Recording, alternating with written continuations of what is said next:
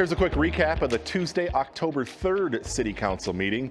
The remaining pieces of a home leveled in an explosion this summer must be removed from the property.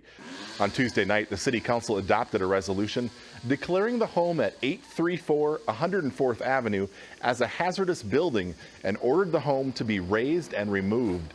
Last month, the city's chief building official determined that the home's foundation did not appear salvageable.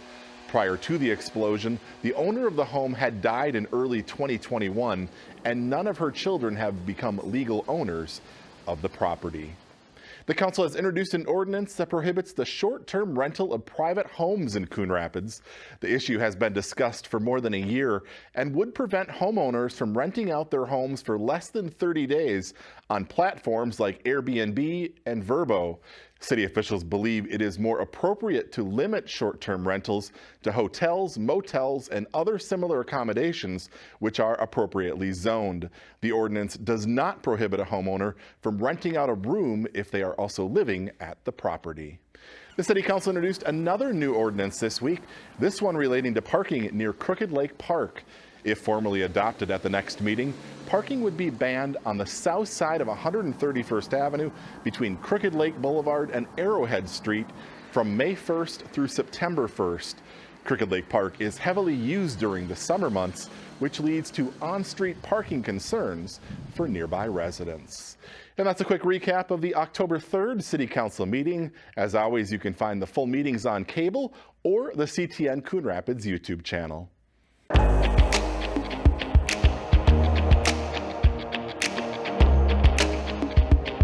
So right now they're doing a shattered value project, and they're learning to draw using a grid system. In Catherine Nelson's art class, Coon Rapids 7th grader Avery Seachlog likes to draw.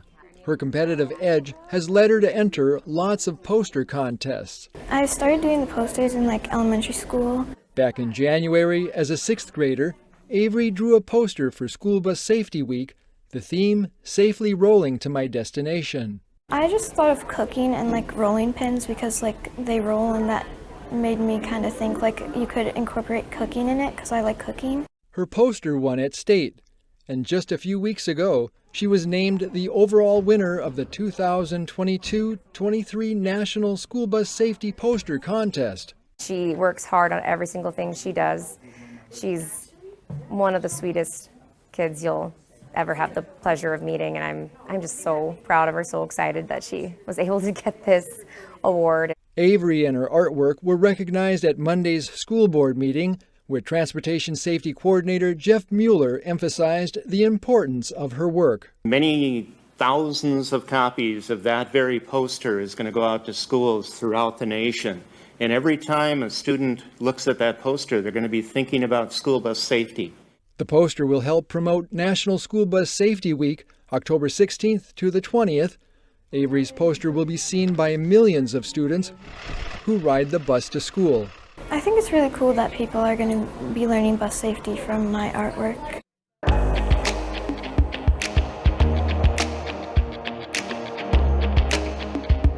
Trick or treat!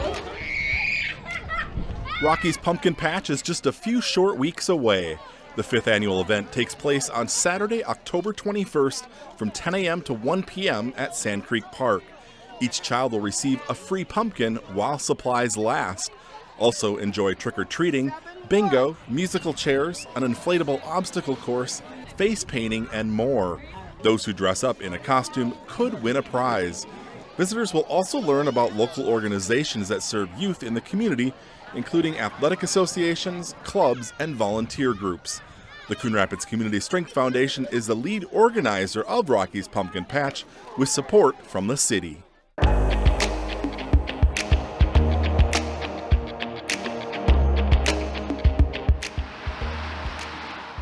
Yeah, it's been a good adventure. Following in the footsteps of his older brothers, Sela Prom now owns his own donut business.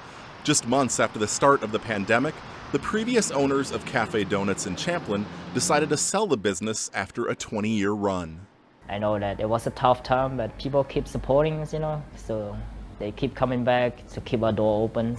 Less than 3 years later, Cafe Donuts opened a second location here in Coon Rapids.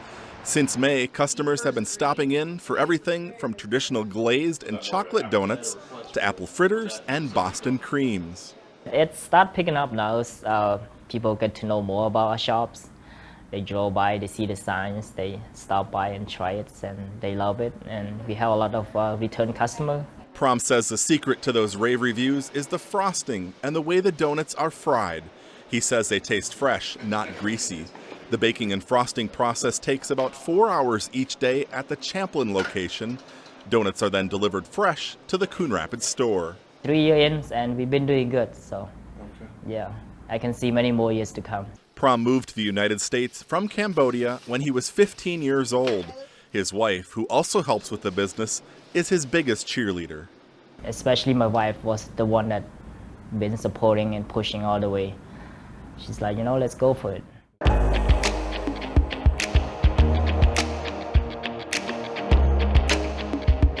The Coon Rapids Arts Commission has announced the winners of this year's amateur photo contest, which illustrate the theme highlights of Coon Rapids parks. The first place award in the adult category goes to Rainbow Reflections by Brian Marquis. The second place award goes to Sunset on Coon Creek by Joel Peterson. An honorable mention in the adult category goes to Eagle in Flight by Joel Friday. Moving to the youth division, first place goes to Making a Friend at the Coon Rapids Dam by Jesse Yuki. The second place award goes to Sunset at the Dam by Connor Moncrief. An honorable mention in the youth category goes to Slam Dunk at the Park by Hudson Tannum. All of the winners will receive a cash prize from the Arts Commission. You can check out all the photo contest entries by logging on to coonrapidsmn.gov.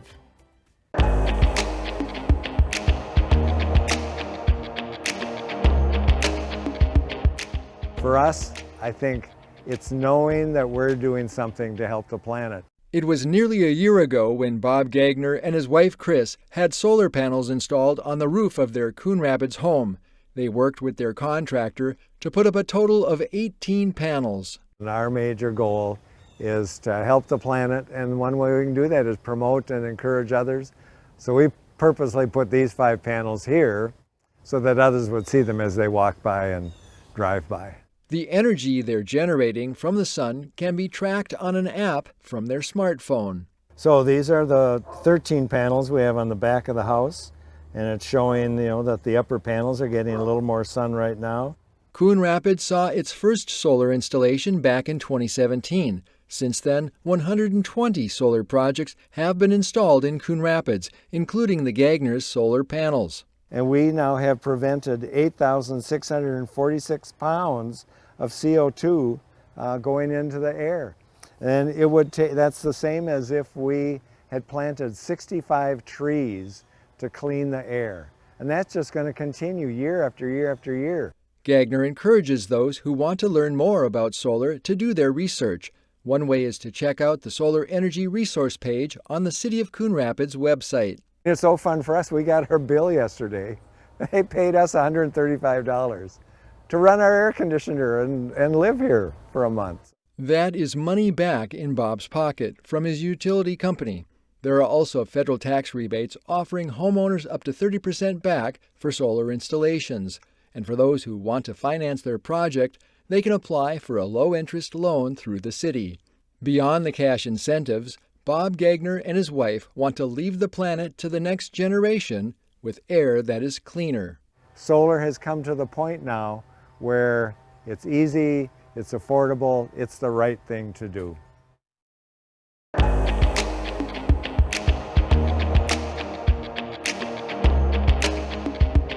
Here's a quick recap of the Tuesday, September 19th City Council meeting. An old apartment building in Coon Rapids will be getting some new life after action by the City Council this week. On Tuesday night, the Council approved a resolution authorizing the sale and delivery of conduit housing revenue bonds for the purchase and rehabilitation of the Mississippi View apartments. The 96-unit apartment building, constructed in 1972, is being sold to a development company in Seattle that specializes in preserving and enhancing affordable housing.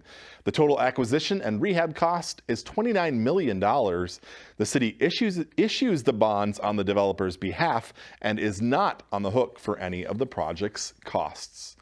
The city is getting a new fire engine. This week, the City Council authorized the purchase of a 2024 Rosenbauer fire engine at a cost of $925,000. The new engine will replace a 2014 Pierce fire engine. The old engine will likely be kept as a reserve engine. Bunker Hills Golf Club and Golf Tech are getting 5 more years together. On Tuesday night, the City Council approved a new lease agreement between the golf course and Golf Tech.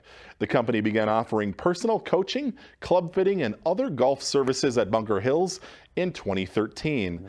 The partnership brings in additional revenue from the driving range and lessons. The new lease will keep Golf Tech at Bunker Hills through September 2028. And that's a quick recap of the September 19th City Council meeting. As always, you can find the full meetings on cable or the CTN Coon Rapids YouTube channel.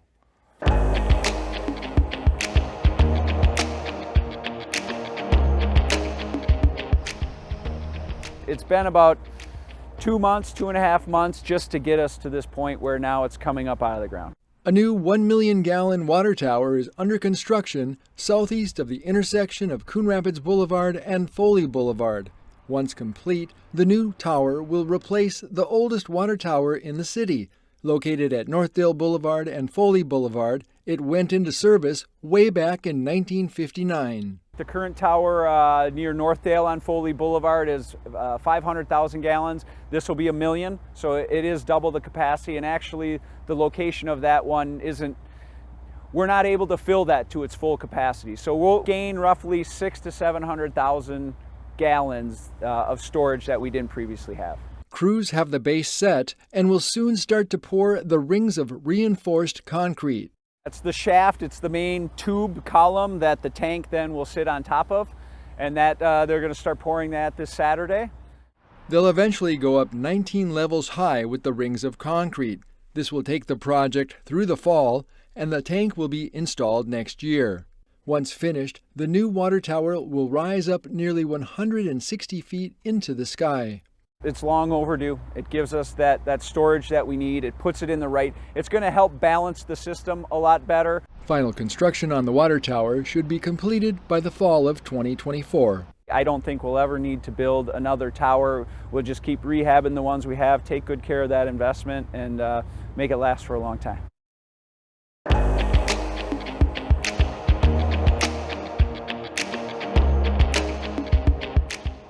I'm not doing much of anything, but I do a lot of walking. At age 83, Kathy Fritz has made strides since recovering from a stroke. I couldn't be alone anymore because I get dizzy, hence the walker. The move to Epiphany Assisted Living from her former home in Spring Lake Park was a big adjustment when she moved in last October. I love it here. The staff is wonderful. My apartment is adorable. I've made a lot of good friends. I love it. B8. B8. This week marks National Assisted Living Week, which celebrates those who live and work in assisted living. The theme this year is Season of Reflection, so we're taking this year to reflect on what's important to us and what's important to our residents. Like carefully prepared meals in the dining room. They always try to, number one, make sure you're full, and number two, that you're eating nutritionally. Located on the campus of Epiphany Catholic Church, Epiphany Assisted Living has 52 residents in assisted living and another 23 in memory care. Assisted living is for anyone 55 or older who needs some assistance. Maybe they just can't cook anymore, so maybe they're living here just because they want to eat their meals. Maybe they need help with their medications. Their mission aims to support the diverse needs of residents while giving them the care and companionship they need. And you don't have to be Catholic to live at Epiphany Assisted Living, but for those who want to attend Mass, have the opportunity. And we walk to church. We don't have to go outside. So we just use our walkers and walk right to church.